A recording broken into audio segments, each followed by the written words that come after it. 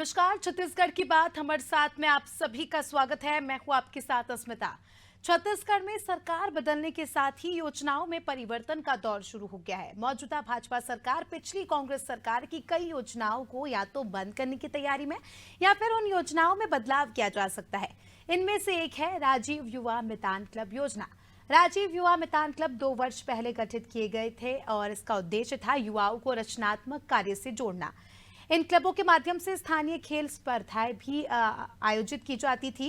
लगभग आपको बता दें कि 13,269 के करीब युवा मितान क्लब गठित किए गए हैं, जिन्हें सरकार ने 132 करोड़ रुपए की राशि प्रदान की है।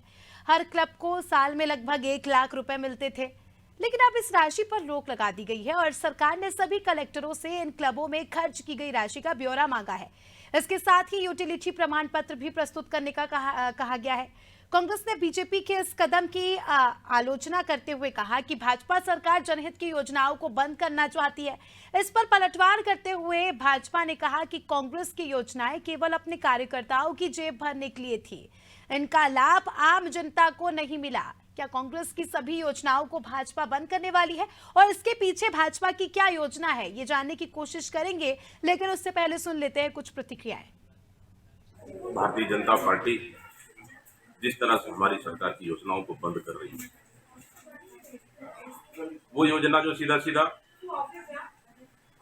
जनता को लाभ मिल रहा था, सरकार की योजनाएं सीधा जनता तक पहुंच रही है और वो भारतीय जनता पार्टी कभी नहीं चाहती कि जनता को लाभ मिले और सरकार की योजनाओं को जनता तक पहुंचे।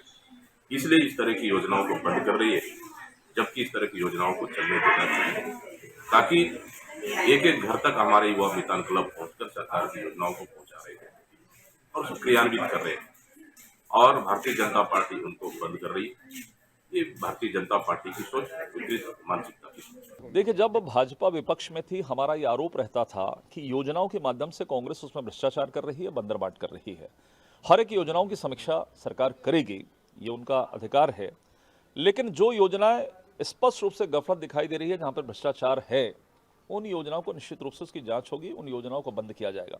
मितान क्लब के नाम से हमने हमेशा से आरोप लगाया था कि ये मितान क्लब कोई हमारे छत्तीसगढ़ के युवाओं के लिए उन्होंने नहीं बनाया। ये तमाम कांग्रेस के कार्यकर्ताओं को सरकारी पैसा देने का काम कर रहे थे ताकि चुनाव के अंदर में उसका लाभ मिले। ये आरोप हमारा उस समय भी था और आज भी है। निश्चित रूप से इसकी जांच होगी। वो छत्तीसगढ़ का जो युवा जो वास्तव में जिसको बेरोजगारी भत्ता देना था, उनको बेरोजगारी भत्ता नहीं मिला, लेकिन कांग्रेस का जो कार्यकर्ता युवा कार्यकर्ता है, उनको लाख लाख रुपए, 50,000 रुपए युवा मितान क्लब के माध्यम से देकर भ्रष्टाचार का काम किया जा रहा था। ठीक है, तो देखिए, कांग्रेस की योजनाओं को लेकर यहाँ पर बीजेपी में बड़े बदलाव आ सकते हैं आने वाले समय में, और कहा यह भी जा रहा है कि योजनाओं को बंद भी किया जा सकता है। और इस पूरे मुद्दे की चर्चा हम करेंगे। हमारे साथ कुछ खास मेहमान जुड़ चुके हैं, आपका परिचय उनसे करा देती हूँ। हमारे साथ बीजेपी प्रवक्ता महेश कश्यप जी जुड़ चुके हैं। बहुत बहुत स्वागत है आपका महेश जी, अनादि टीवी में। कांग्रेस से नीता लोधी जी हमारे साथ हैं। नीता जी, आपका भी बहुत बहुत स्वागत है। और वरिष्ठ पत्रकार अभिषेक कुमार जी हमारे साथ जुड़े हैं। अभिषेक जी, आपका भी बहुत बहुत स्वागत है। सभी मेहमानों का एक बार फिर से स्वागत करना चाहूंगी। सबसे पहला सवाल महेश जी आपसे करूंगी। जब से सरकार बनी है, जब से कैबिनेट का विस्तार हुआ है, एक्शन मोड में कहीं ना कहीं पार्टी नजर आ रही है। योजनाओं को बंद करने को लेकर यहाँ पर राजनीतिक गलियारों में हलचल मची है। ऐसी क्या वजह है जिसको लेकर आप कांग्रेस की योजनाओं को बंद करना चाहते हैं, या योजनाओं को लेकर जांच कराना चाहते हैं? जी देखिए, भारतीय जनता पार्टी सबका साथ, सबका विश्वास, सबका विकास को एजेंडा को लेकर चलने वाली पार्टी है और सदैव इसको लेकर चलेगी। और हमने छत्तीसगढ़ में 2003 से 15 तक हमने शासन किया और भेदभाव किसी के साथ नहीं किया। जितने भी योजना है सभी को लाभ मिला। लेकिन कांग्रेस पार्टी पिछले 2018 में लुभाने वादे के दम पे छत्तीसगढ़ में सत्ता हासिल की और उन्होंने जितने भी योजनाएं बनाया और उन योजनाओं का लाभ ज्यादातर कांग्रेसी कार्यकर्ताओं को, कांग्रेस के लोगों को फायदा मिला। जैसे युवा मितान की बात करें, आप गाय गोटान की बात करें, गाय गोटान में जो गोटान का जो मेंटेनेंस के लिए जो समिति बनाया गया था, जो मेंटेनेंस का राशि आता था 10,000 रुपया, वो कांग्रेस पार्टी के कार्यकर्ताओं के पास डायरेक्ट अकाउंट में जाता था। इस प्रकार से कांग्रेस पार्टी एक प्रकार से सत्ता में रह के जो छत्तीसगढ़ का खजाना को लूटा है, दुरुपयोग किया है। अभी आपको बता दूं, जल जीवन मिशन योजना जी एक महत्वपूर्ण हमारे मोदी जी का योजना है। ठीक है। आपको बता दूंगा, जिस गांव में पहले से नल जल लाइन बिछा हुआ है, पाइप बिछा हुआ है, नल का टोटी लगा हुआ है, फिर से वहां योजना बना के सिर्फ खुटा अपना स्टैंड बनाने के नाम पे करोड़ों करोड़ों लाखों लाखों रुपया का योजना बना है और पूरा पाइप बेचा जा रहा है। ठीक है, और तो उसी कुल पुराना पाइप मिलाकर को ठोक कर अब दे रहे हैं। बीजेपी जांच पड़ताल करेगी कि अंदर चल क्या रहा है योजनाओं के नाम पर। हाँ, निश्चित ही हम जांच करेंगे। और आप हम ये भी दंतेश्वरी कह माई सकते का हैं महेश जी की योजनाओं को बंद भी किया जाएगा आने वाले समय में। नहीं, देखिए जैसे युवा मितान है, ये युवा मितान योजना तो चलेगा नहीं, हम उसका उनका योजना क्योंकि वो कांग्रेसी कार्यकर्ताओं को फायदा दिलाने वाले हैं, ऐसे योजना को तो बंद करेंगे। ठीक है। राजीव न्याय योजना के नाम पे ये लोग नीता जी हमारे साथ 4 बार कांग्रेस में से जुड़े, किसानों को उनसे जवाब ले लेंगे। नीता जी, मितान योजना काफी ज्यादा महत्वपूर्ण योजना कांग्रेस द्वारा बताई जा रही थी युवाओं को लेकर, जिसमें जो है काफी ज्यादा सुविधाएं उनको दी जाती थी। लेकिन अब जिस प्रकार से आपने भी सुना हमारे बीजेपी प्रवक्ताओं को और पार्टी के नेताओं का कहना है कि योजना का लाभ कांग्रेस कार्यकर्ता को ही मिलता था, आम जनता तक वो लाभ पहुंच ही नहीं पाता था और घोटाले के आरोप इस योजना के तहत लग रहे हैं। क्या कहेंगे आप? देखिए स्मिता जी, कि केवल आरोप लगाना भारतीय जनता पार्टी का काम है। सरकार किसी भी योजना का संचालन करती है तो उसकी एक रूपरेखा होती है, एक बाइलाज होता है और उसमें एक प्रक्रिया होती है, एक माध्यम होता है जिसमें उस प्रक्रिया के माध्यम से वो काम संचालित होते हैं और उसके पश्चात उसका ऑडिट भी होता है। भारतीय जनता पार्टी को आए अभी 1 महीना भी पूरा नहीं हुआ, इनका मंत्रिमंडल तो बन नहीं पाया और न ही इन्होंने कोई जांच की और सीधा सीधा उठा के योजनाओं को बंद देना, जनहितकारी योजनाओं को बंद कर देना। विपक्ष में थे तब भी वो इस पर सवाल उठाते थे राजीव गांधी मितान योजना पर। और साथ ही साथ जिस प्रकार भारतीय जनता पार्टी हमेशा से विरोधी रही है तो निश्चित तौर पे इनकी मानसिकता ही पहले से ऐसी रही है कि ये नहीं करना चाहते, नहीं देना चाहते और इसीलिए बिना जांच पड़ताल किए किसी भी योजनाओं को, जनहितकारी योजनाओं को ये बंद करने का काम कर रहे हैं। बल्कि प्रशासन में ऐसा नहीं होता, इसकी एक प्रक्रिया होती है, आप इसको जांच करिए। आप ये सभी लोग आप ये बताएं, हजारों युवा जो मिले थे और युवा अपने प्रचार प्रसार में अपनी संस्कृति, अपनी धरोहर, अपने छत्तीसगढ़ ओलंपिक क्यों हुआ, इतने बड़े युवाओं के सहयोग से हुआ।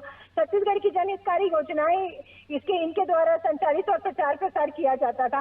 तो किसी को बिना गलती पकड़े देखे किसी प्रकार से भी योजना बंद कर देना, तो सवाल मैं आपसे पूछना चाहूंगी नीता जी, जब आप सत्ता में आए 2018 में आपकी सरकार बनी तो आपने भी बीजेपी की ऐसी कई सारी योजनाएं थी जो कि अकॉर्डिंग टू बीजेपी काफी ज्यादा महत्वपूर्ण थी, जिसका लाभ भी जनता को मिल रहा था।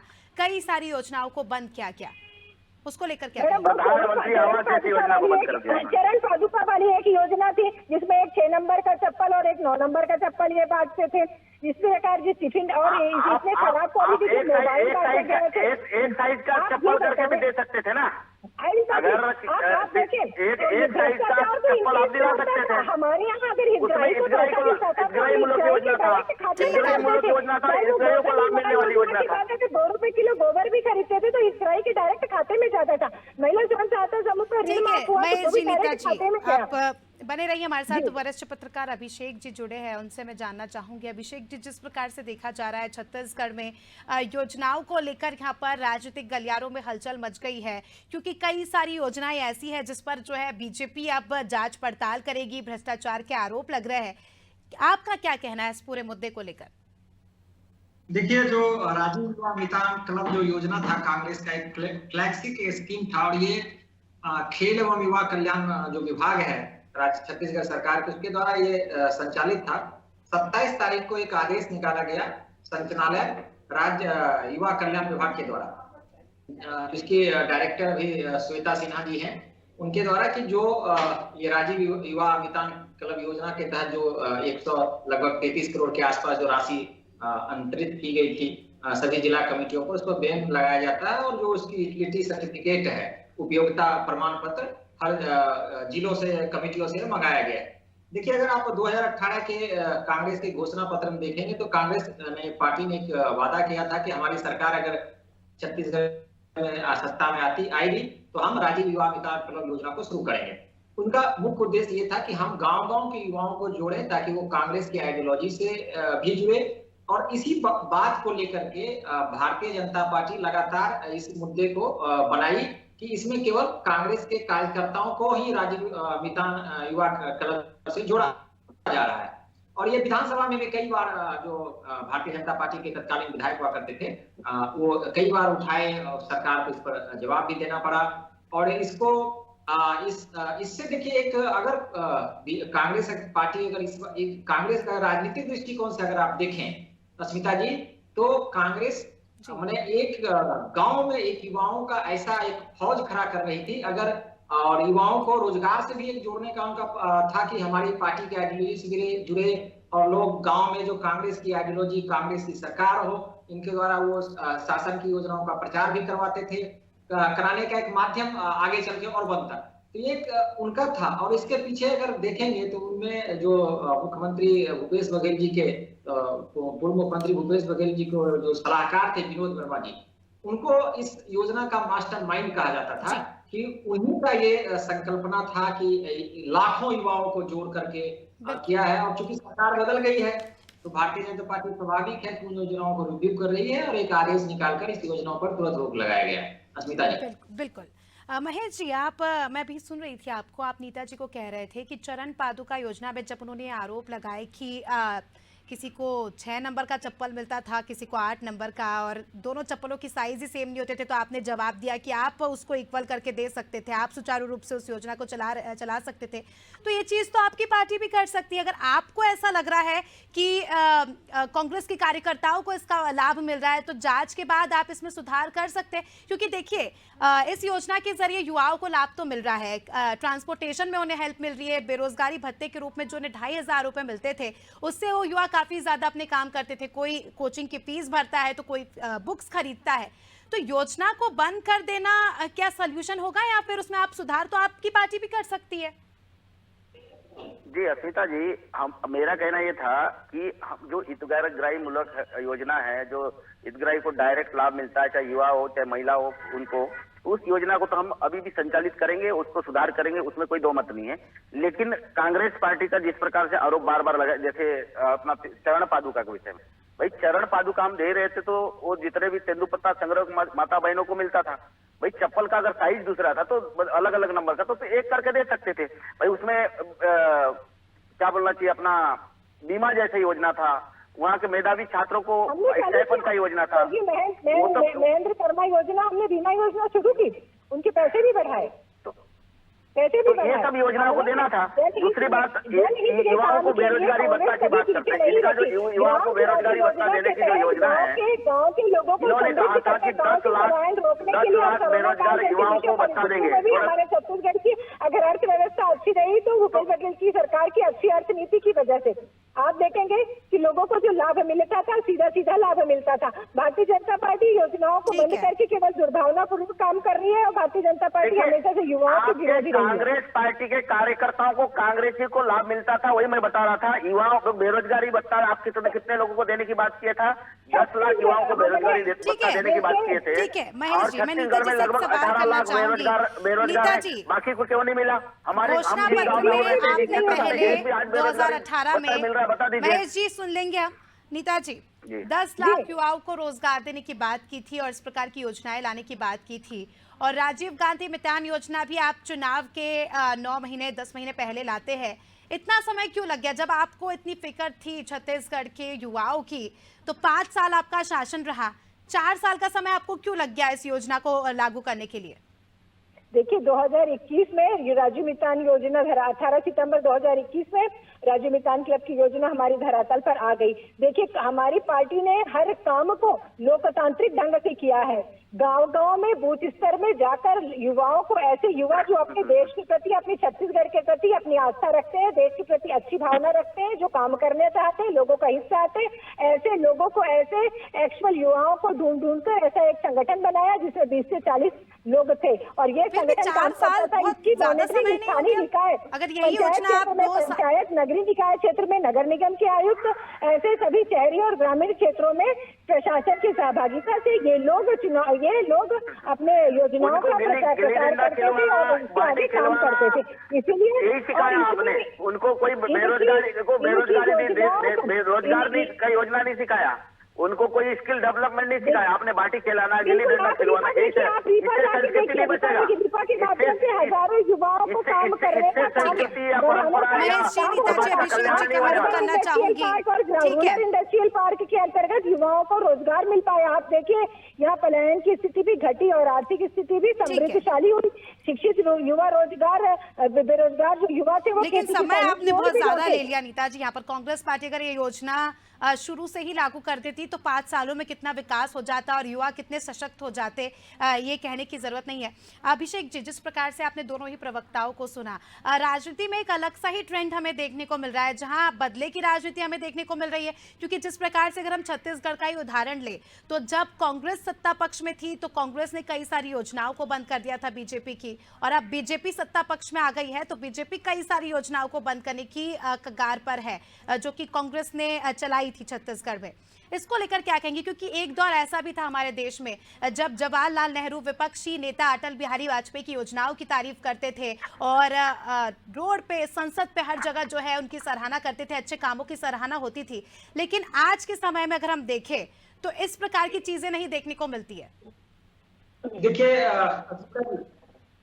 चूंकि आपने जिक्र किया और कांग्रेस की प्रवक्ता ने भी अभी ये बात बोली कि जब कांग्रेस पार्टी सत्ता में आई थी तो बीजेपी सरकार जो योजना चलाती थी उस समय, रमन सिंह की सरकार, तेंदुपत्ता के जो संग्राहक हुआ करते थे उनके लिए चरण पादुका योजना, उसको बंद कर दिए।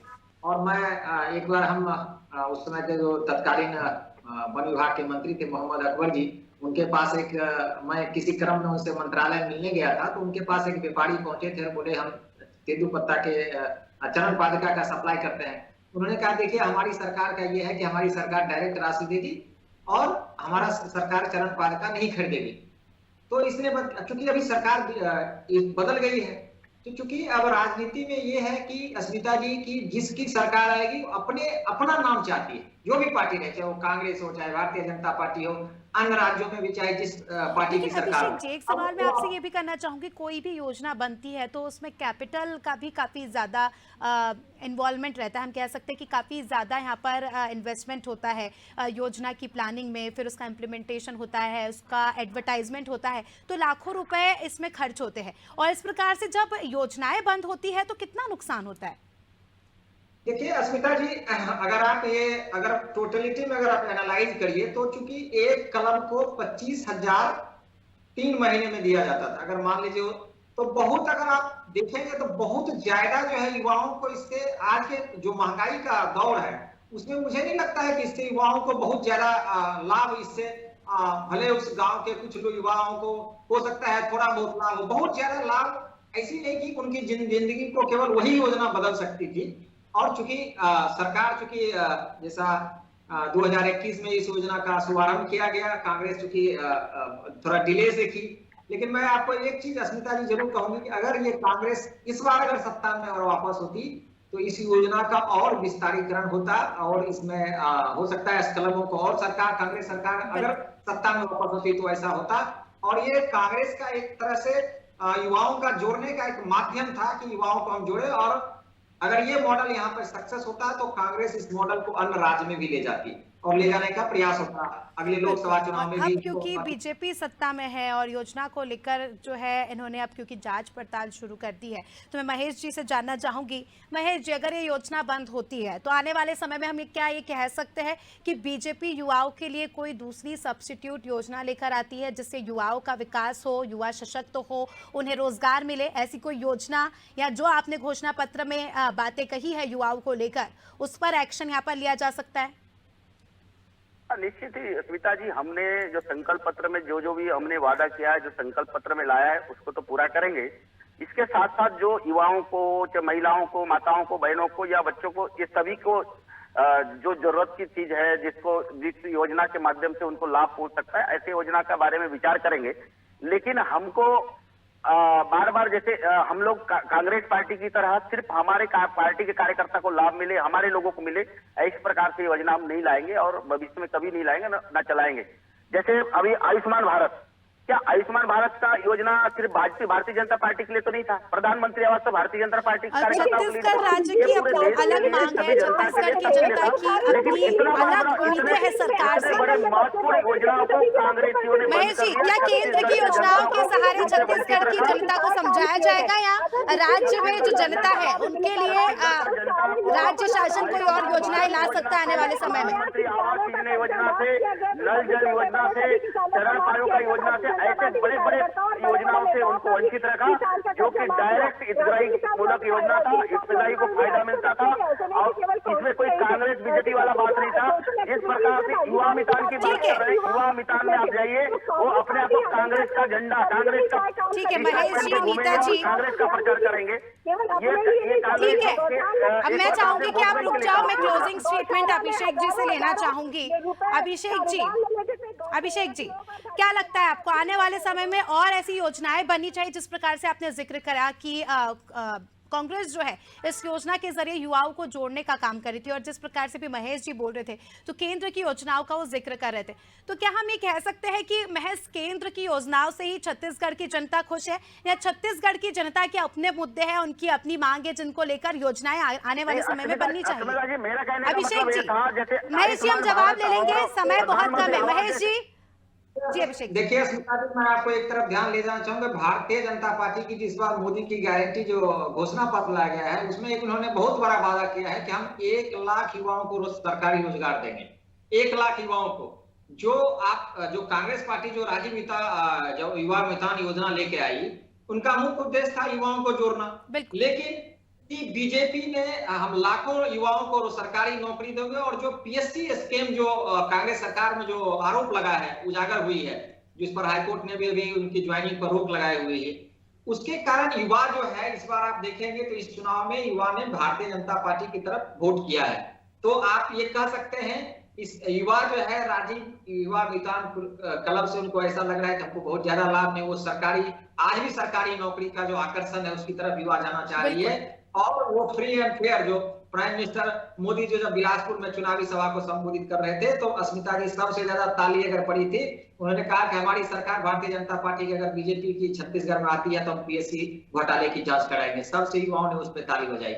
युवा जो है वो चाहता है कि एकदम निष्पक्ष हो, हमको एक जो रोजगार मिले, वो सरकारी जॉब की तरफ अभी भी युवा देख रहे हैं। तो हमको लगता है चूंकि युवा मितान क्लब योजना में बस बहुत छोटी सी राशि युवाओं को मिलती थी, तो हमको नहीं लगता है कि अगर एक कांग्रेस का मॉडल अगर सफल होता तो युवा कांग्रेस की तरफ वोट करती और कांग्रेस फिर से सत्ता में वापस आती छत्तीसगढ़ में। लेकिन हम समझ रहे हैं कि युवाओं ने इस मॉडल को लगभग नकारा है, इसलिए जो है कांग्रेस की छत्तीसगढ़ में हार गई। बिल्कुल, और अब बीजेपी पर विश्वास जताया यहाँ पर छत्तीसगढ़ के युवाओं ने, तो अब देखने वाली बात होगी कि पार्टी युवाओं के विश्वास पर कितना कारगर साबित होती है और युवाओं के लिए क्या कुछ काम होता है आने वाले समय में छत्तीसगढ़ में। बहुत बहुत शुक्रिया आप सभी मेहमानों का हमारे साथ जुड़ने के लिए और चर्चा में शामिल होने के लिए। तो देखिए, छत्तीसगढ़ में अब योजनाओं पर सियासत शुरू हो गई है, जहाँ एक और बीजेपी जब से सत्ता में आई है, कांग्रेस की योजनाओं को लेकर रोज यहाँ पर हम कह सकते हैं कि मॉनिटरिंग हो रही है, और जिन योजनाओं में पार्टी को गड़बड़ी लग रही है उनको आने वाले समय में बंद भी किया जा सकता है, ऐसी खबरें सामने निकल कर आ रही है। अब देखने वाली बात होगी कि आने वाले समय में कांग्रेस की कौन कौन सी वो योजनाएं होंगी जिन पर बीजेपी रोक लगाएगी, तो आने वाला समय ही बताएगा। फिलहाल छत्तीसगढ़ की बात में इतना ही। दीजिए हमें इजाजत, देखते रहिए अनादि टीवी। नमस्कार।